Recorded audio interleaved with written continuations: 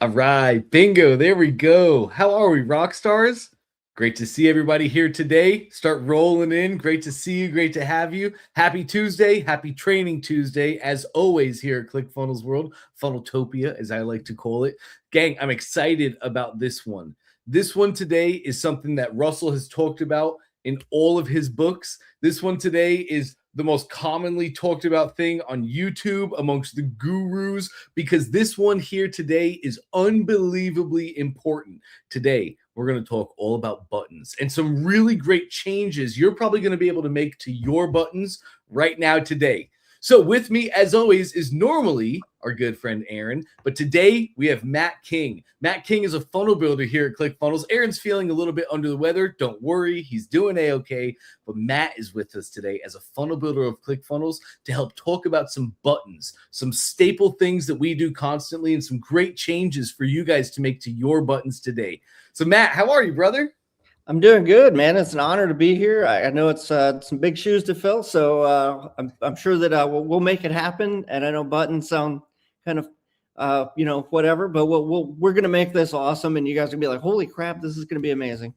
I think you just nailed something. Buttons kind of sound like whatever. I hear people say that all the time. I mean, I don't know how many people I've coached, but really nobody pays attention to their buttons. We learn how important a headline and a subheadline is, and then we just throw a button on the page. But to our customers, buttons are everything.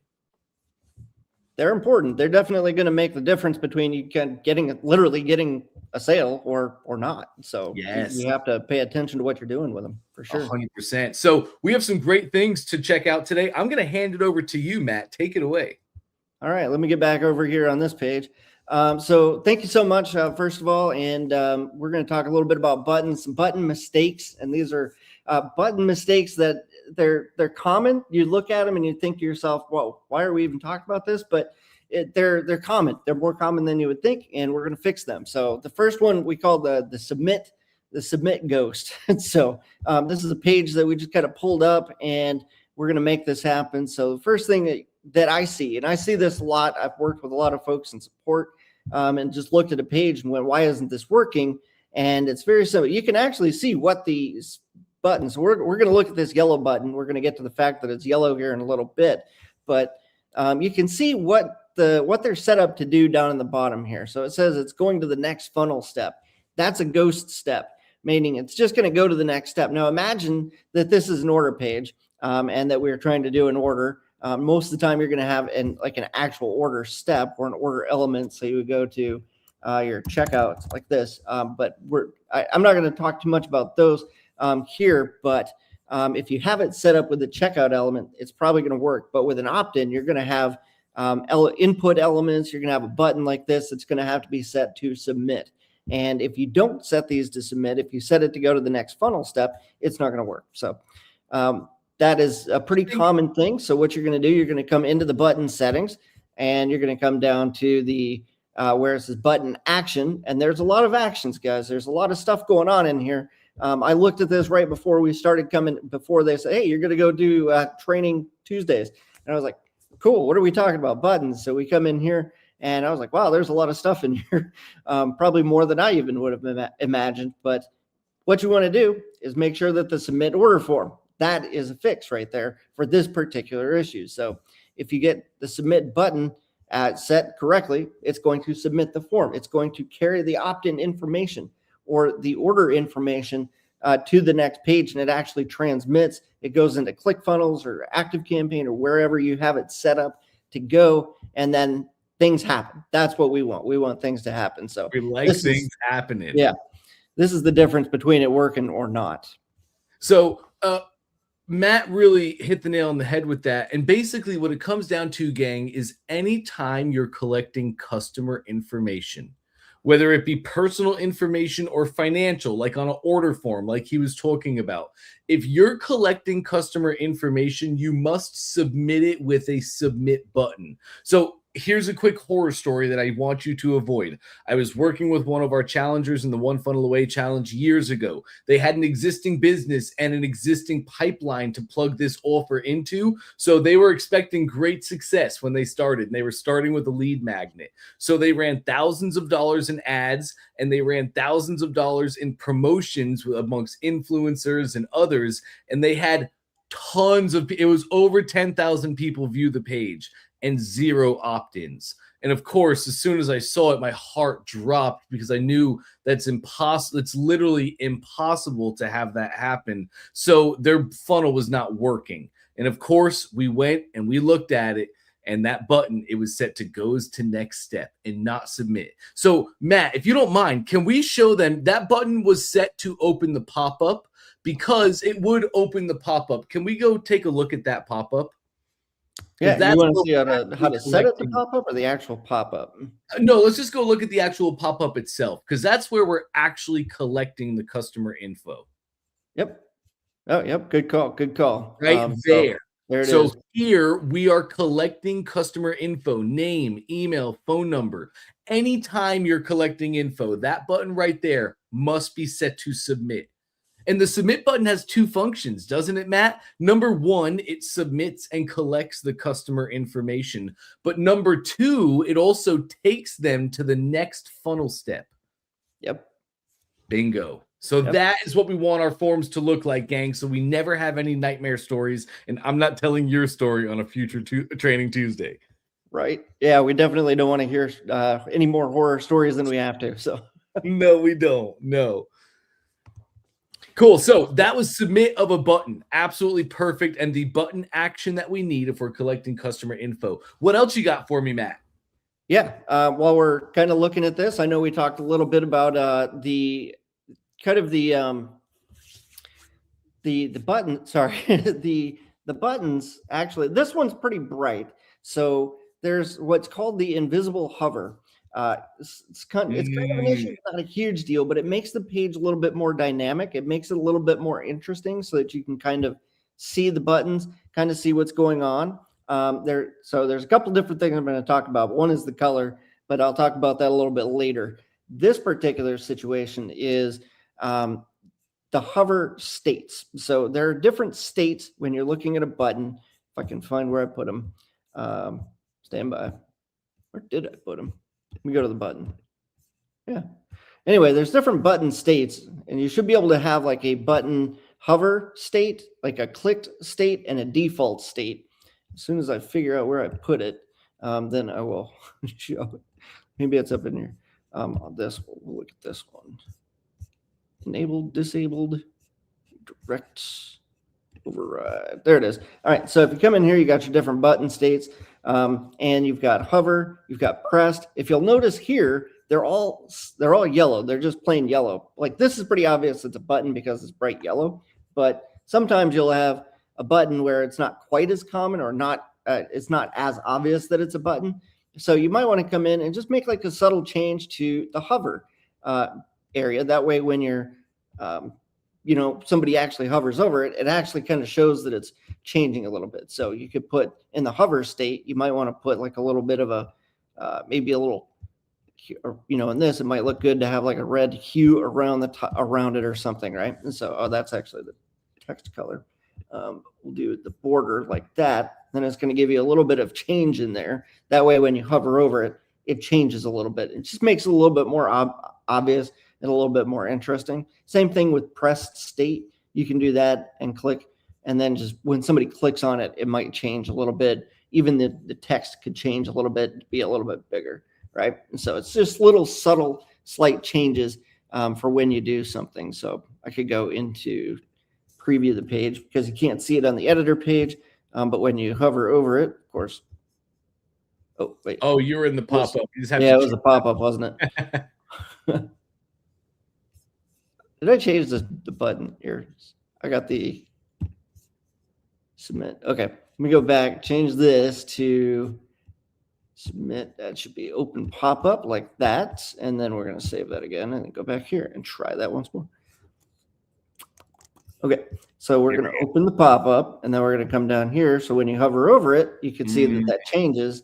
And then when you click it, I'm not going to click anything, but because it's not going to submit anything because there's nothing up here anyway to submit. But when you click it, it would have another state and then it would go through. So that's kind of my spiel on. You can also add the really cool cover states too. You guys have probably seen by just you being a consumer online, where maybe if you're on desktop, you put your mouse on a button and the button kind of shakes, or maybe you can actually add animations where when a button is just on a page, it kind of bounces and jumps to attract attention. So a lot of really cool stuff we can do in the future. If you'd like to learn about some more button animations and cool things you can do, make sure to let us know down in the chat. We'd love to make a show about that.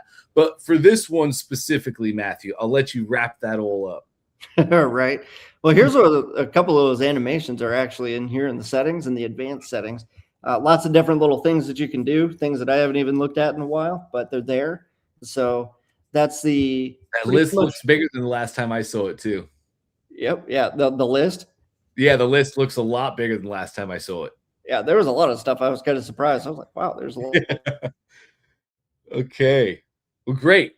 What's next? So, yeah, the next thing is called the thumb killer. So this what we're referring to is mobile. So if you're on a mobile device and you've got your button and you're looking at a page and you're scrolling and you want to submit a page, you want to put your information in, then you click on the button, but the button is it's a weird size, or it's small, or you can't see it, and it's maybe you've got fat finger. I got a weird thumb, guys. So I think they named fat fingering off of my thumbs. And so if you're sitting there trying to make that happen, then what you want to do is make some changes to your mobile settings. So you actually want to go in and put a little bit of padding in there and just make it a little bit more interesting, or maybe not even more interesting. Just give it a little extra size, right? So if you just come in here, because when I add padding to a button, that's actually adding the clickable area, correct? Yeah, it is. Right, because I do it all the time. I'm trying to click a button and it's not actually clicking the right way. So I'm, making my screen bigger and trying to get it, and that equates to friction. If your customers are doing that, that's friction in the process, and we're trying to remove that. So this is a huge move to removing friction that I would have to venture to guess not a lot of us are doing right now. Yeah, I think a lot of people are just putting the buttons in and just keeping it in the current state that it's in. So maybe changing the background color. But yes, I agree. I've seen that probably more than anything else in my career, because we do all this work and effort. We make our headlines, we write the copy, we have great images, and it all funnels them down to the last action they have, which is to click the button. So the buttons really are important.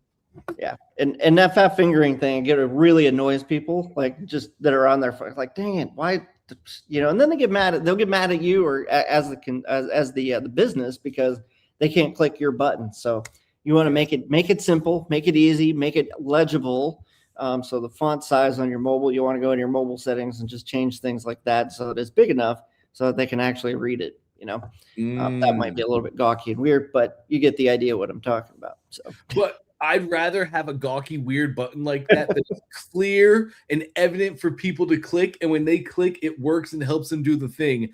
I'd rather be clear than cute every day of the week. Yep, definitely, for sure.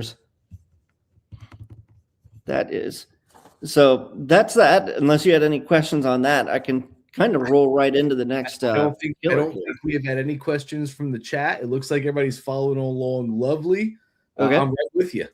Good. All right. So the next thing, because we're already here, we're talking about buttons, is the squint test failure. All right. So the squint test is it's color contrast issue, and that is when this is kind of the opposite of a contrast issue here. This is kind of more of a clashy color thing, but imagine that this was a dark. In this particular instance, imagine you had like a gray button on a white background. It's going to be harder to see, right?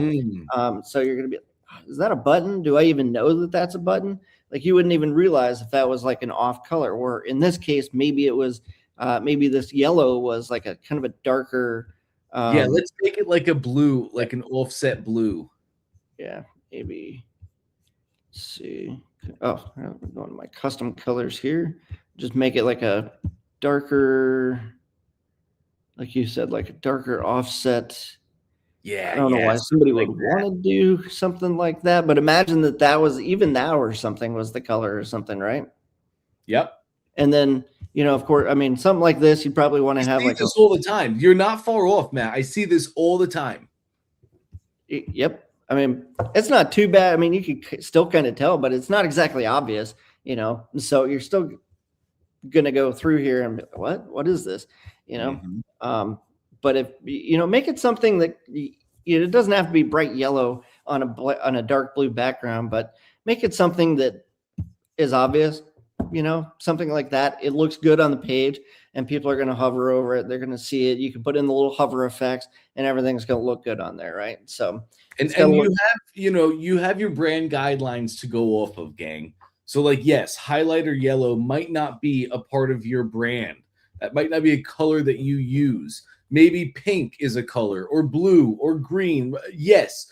So use the colors that your brand has established. But please, when you're doing so, be bold. Make sure, like, the thing I think of a lot of times is, like, I think luxury. Think med spa. We've all seen like med spa ads. We've all been to like med spa landing pages, right? If you haven't, feel free to go. They all try and have the luxury feel to them. And you look at med spas, and a lot of them have a gray background and like white buttons or just dark gray buttons. And a lot of their buttons don't really stand out.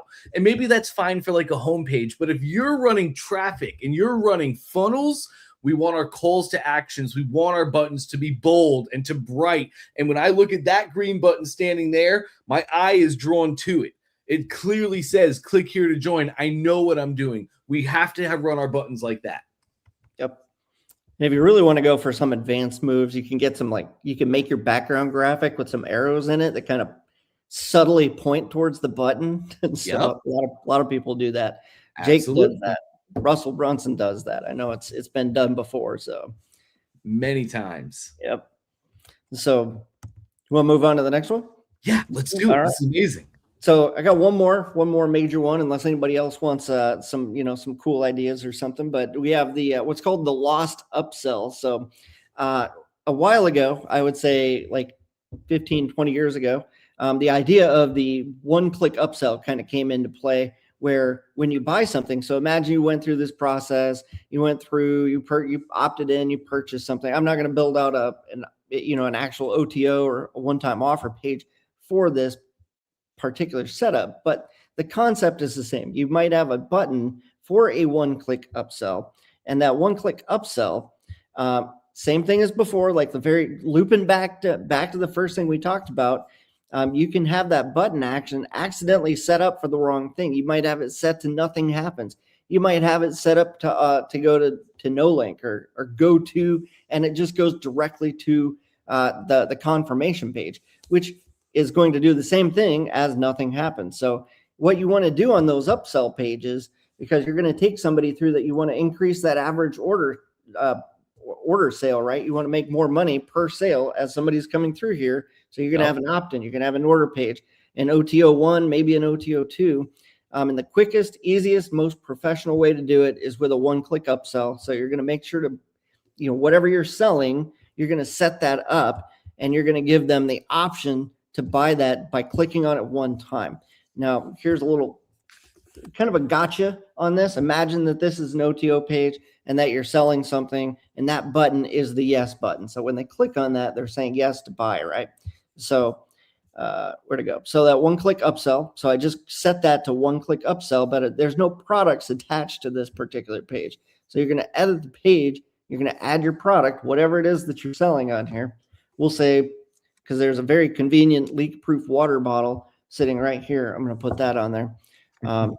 So there's 60 prices available for that apparently as well. So we'll just say that that's it, but you want to set your products, and we're going to click X on that. Now it's loading the products. I might actually have to set something with one price, or. But essentially what you're showing here is that you can just attach a product to the button itself. So they click the button, they purchase the product associated. Yep. That's the idea behind it. Mm. And then the product would actually show up here. Like if you just have like one digital product, it's going to show up here without any major issues. I just picked something that apparently has like 60 different variations on it. And so let me try that one more time. What do we have? There's all kinds of stuff in here. Oh, you know what it is? It's because of the workspace that I'm in. Yes, you're in workout with So, me. oh yeah, it's all the here. Let's do this. This looks like a digital product. Physical, $47. Let's get rid of this. So if you're like, hey, that was the wrong product, of course you can just click the X. Easy peasy. Hopefully, X. Anyway,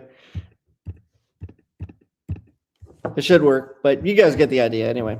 So X is not working, but once you have that set up to do one-click upsell, you select the product. That way people just have to click on it and bam, you're done. I see that a lot where people just don't set it up correctly, or they set it up using the wrong style. There is another way to do that with the checkout element. So you could actually do that whole thing with the checkout element. And then there's buttons in there that you can set up as well, but they should just kind of work as upsells if they're on an upsell page though. Exactly. Yes, natively, if they're an upsell page, they'll work. For everybody that stuck around and hung out with us, let me share some stuff with you now that Matt went and opened up this can of worms. We're going to talk experts. We're going to talk e-com. Let's say you're an expert and you sold somebody an ebook. And after the ebook, you want to take them to an upsell, OTO1.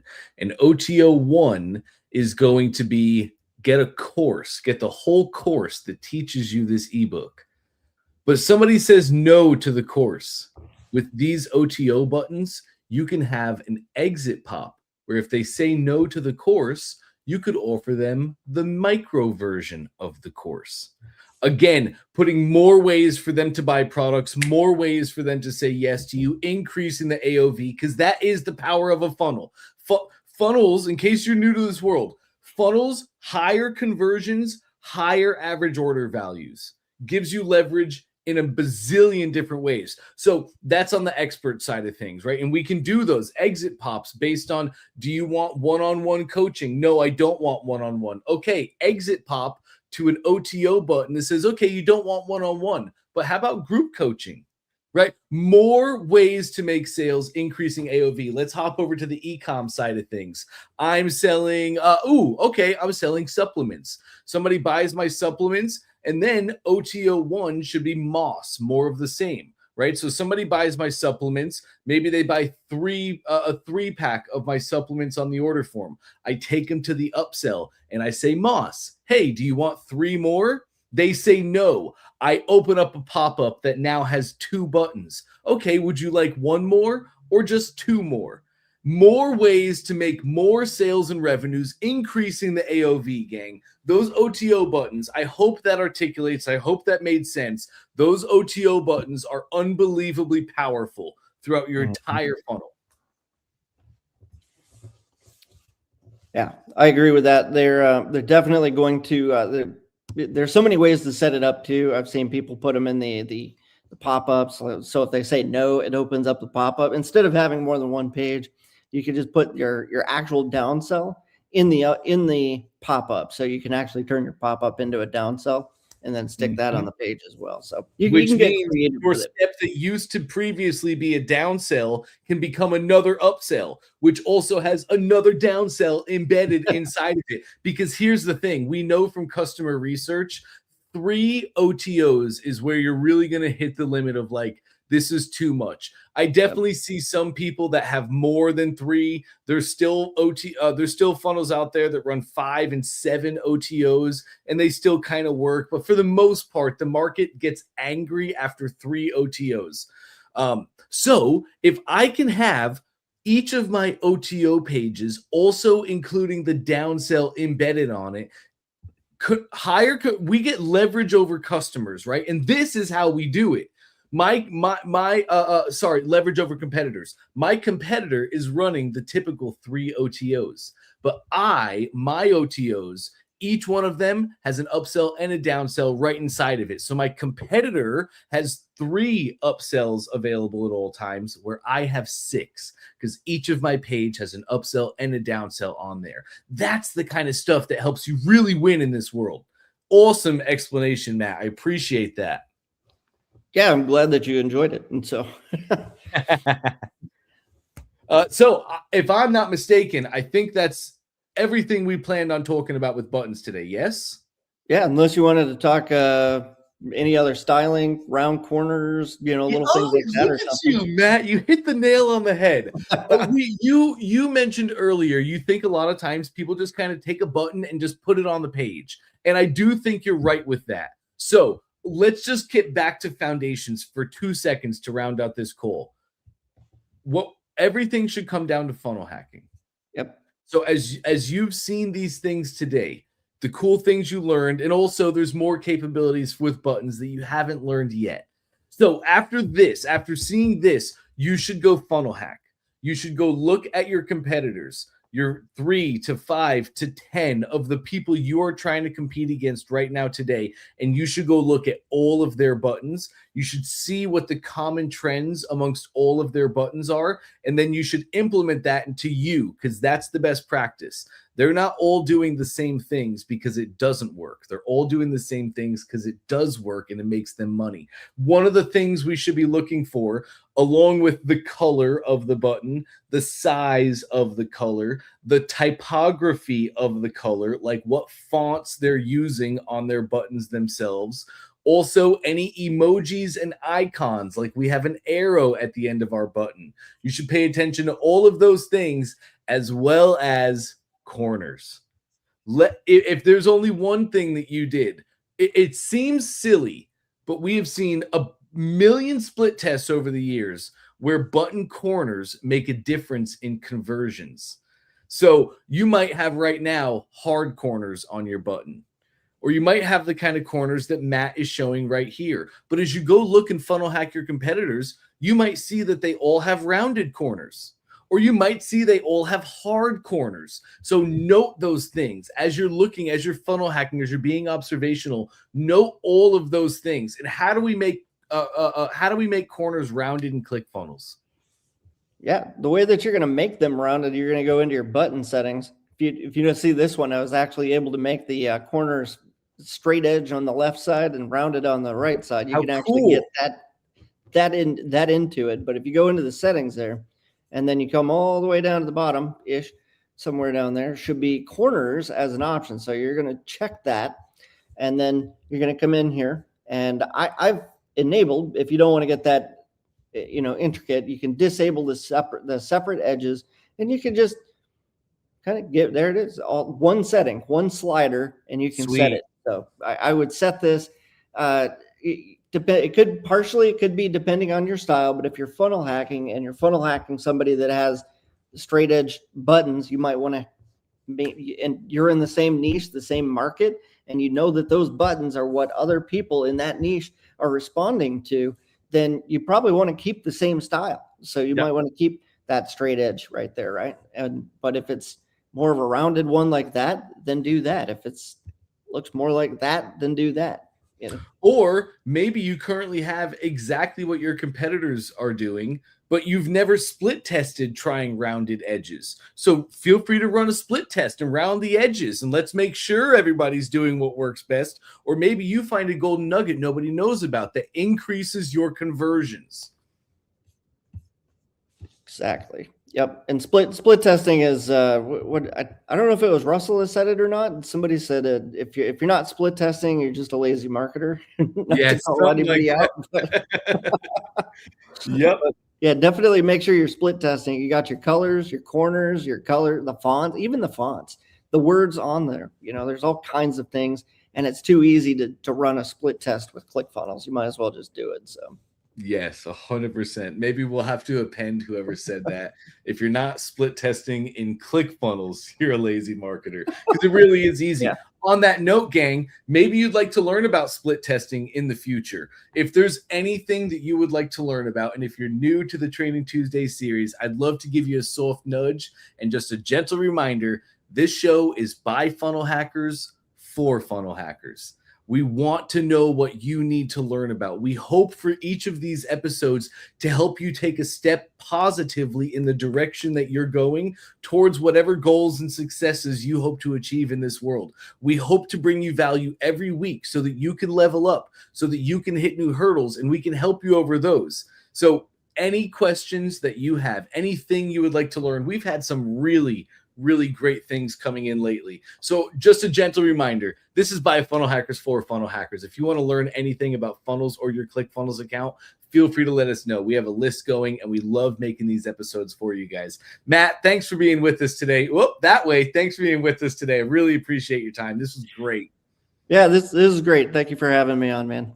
Absolutely. If Aaron ever falls sick again, you will be my first call. Everybody else hanging out with us, thank you for being with us today. If you don't have any ideas or recommendations, just drop a comment down below. We would love to know what you thought of today's episode. It's great to have you with us on board. We'll let you go for now. Have an amazing rest of your day. We'll catch you all very soon.